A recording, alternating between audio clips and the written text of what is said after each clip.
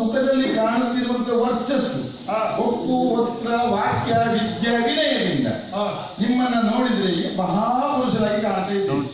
ಆದರೂ ನನ್ನ ನೆಲೆಯಲ್ಲಿ ಬಾಲರಾಗಿಯೇ ಕಾಣ್ತಾ ಇದ್ದೀವಿ. ಅಲ್ಲ, ನೀನೇ ಬಾಲಕ. ಹೌದು. ಆದ್ರೆ ನಮ್ಮನ್ನು ಬಾಲಕರು ಅಂತ ನೀನು ಕರೀತಾ ಇದ್ದಿ. ಅದು ಒಂದುಂಟು ಕರೆಯಬಹುದಾಗ್ತದೆ ಅಲ್ಲ.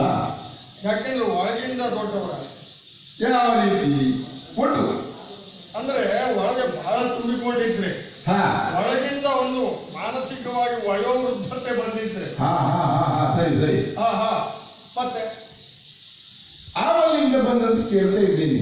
ಆವಲಿಂದ ಬಂದಿದ್ದ ಬಹಳ ದೂರದಿಂದ ಬಂದವರ ಹಾಗೆ ಕಾಣ್ತಾ ಇದ್ದಾರೆ. ನೀನು ಈ ಕ್ಷೇತ್ರವಾಸಿ ಅಂತ ಆಯ್ತು ಅಲ್ವಾ?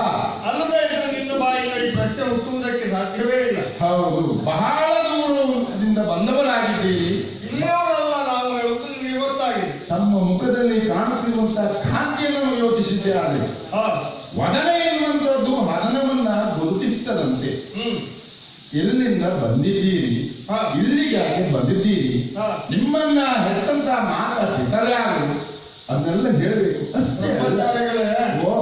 ಆವಲ್ಲಿಂದ ಬಂದಿರಯ್ಯ, ಮುಂದೆ ಯಾವಲ್ಲಿಗೆ ಪಯಣವೈ, ಹೋಗುದೆಲ್ಲಿಗೆ?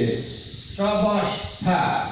ಇದಕ್ಕೆ ಸಾಕಷ್ಟು ಒಳಗೆ ವಿದ್ವತ್ತು ತುಂಬಿಕೊಂಡವರು ಆಡುವ ಮಾತಿದ್ದಾಗುಂಟು. ಯಾಕೋ ಅಲ್ಲದೇ ಇದ್ರೆ ಇಲ್ಲಿಯವರೆಲ್ಲ ಹೇಳುವುದು 100 ಯಾರಿಗೂ ಗೊತ್ತಾಗ್ತದೆ. ಯಾಕೆ ನೀನು ಸ್ಥಳದವನೇ ಅಲ್ವಾ?